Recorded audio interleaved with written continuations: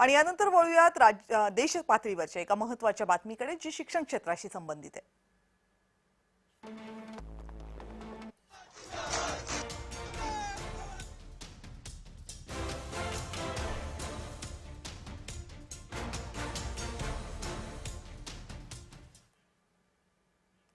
UGC म्हणजे university Grant कमिशनने आणलेल्या नव्या नियमांना सुप्रीम कोर्टाने स्थगिती दिली। प्रत्येक महाविद्यालयामध्ये समता समिती असावी आणि या समितीवर 9 पैकी 5 सदस्य हे ओबीसी, एससी आणि एसटी प्रवर्गातले असावेत। विद्यार्थ्यांचा छळ झाला तर या समितीने निवाडा करावा असे नवे नियम यूजीसीने लागू केले होते। याला खुल्या प्रवर्गातील अनेकांनी विरोध केला। 9 पैकी उर्वरित 4 सदस्यांपैकी किती खुल्या प्रवर्गातले असावे हे नियमांमध्ये स्पष्ट नाहीये। त्यामुळे ज्यांच्या विरोधात बहुतांश तक्रारी केल्या जाणार त्यांच्या प्रवर्गाचं प्रतिनिधित्व समितीमध्ये नसणार हा प्रमुख आक्षेप आहे। दुसरा मोठा आक्षेप म्हणजे विद्यार्थ्यांचा जातीय किंवा अन्य कोणत्याही प्रकारे छळ झाला तर तक्रार पोलिसांमध्ये केली जाते। तपास पोलीस करतात, केस कोर्टात जाते। असं असताना अचानक महाविद्यालयामध्ये याचा निवाडा का करायचा हाही आक्षेप आहे। निर्णयाला स्थगिती देताना सुप्रीम कोर्टाने यूजीसीला खडे बोल सुनावले। आपण अधिक मागास होतोय का याचा विचार करा असा खडा सवाल कोर्टाने विचारला। आज सुप्रीम कोर्ट ने हमारी भावनाओं को समझा है और स्टे लगा दिया है। पिछले 3 दिनों से हम लोग पूरा विश्वविद्यालय परिसर सभी बनारस के बंद कर दिए थे, परीक्षा पठन बंद कर दिया गया था क्योंकि एक ऐसा कानून काला कानून था जो छात्रों को आपस में बांट रहा था और विश्वविद्यालय परिसर में जातीय दंगा के बराबर ले गया। क्योंकि विश्वविद्यालय में सभी जाति धर्म के लोग पढ़ते हैं, प्रोफेसर सभी कास्ट के थे।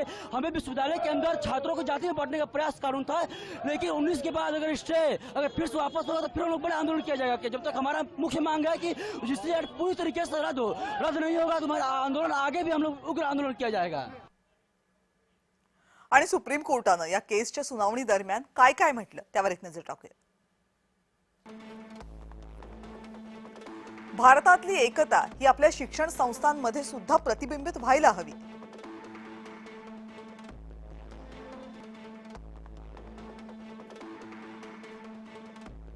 जातीविरहित समाज निर्माण करण्याच्या आपल्या उद्दिष्टांचं नेमकं काय झालंय?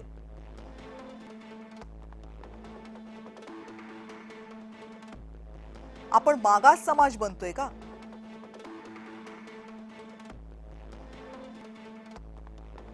आपण अधिक मागास नाही होऊ शकत।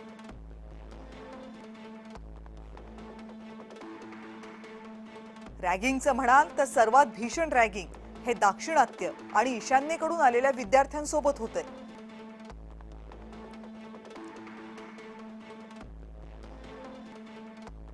तुम्ही जातीनिहाय स्वतंत्र वसतिगृहांचा उल्लेख केलाय।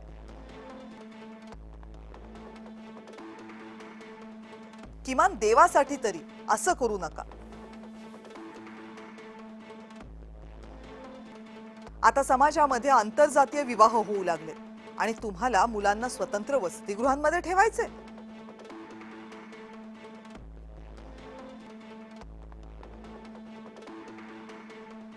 आम्ही स्वतः सुद्धा हॉस्टेलमध्ये गुण्यागोविंदाने राहिलोय।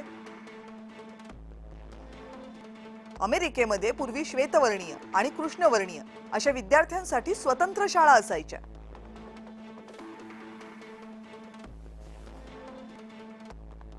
आपल्याकडे असं होणार नाही अशी आशा आम्ही करतो। आणि या बातम्यांसह जेम विशेषमध्ये वेळ झाली इथेच थांबण्याची। पाहत रहा जय महाराष्ट्र।